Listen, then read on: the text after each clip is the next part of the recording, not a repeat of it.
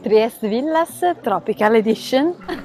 Scherzavo, siamo in piazza Ponte Rosso. Quello che vi mostreremo oggi si trova al 6° piano con ascensore di via Ponchielli 3. Adatto anche a famiglie con le sue 4 camere da letto, 3 bagni, un'ampia zona living open space con cucina e se volete a parte c'è anche la possibilità di un box auto nei pressi di Piazza Goldoni. Venite a scoprirlo!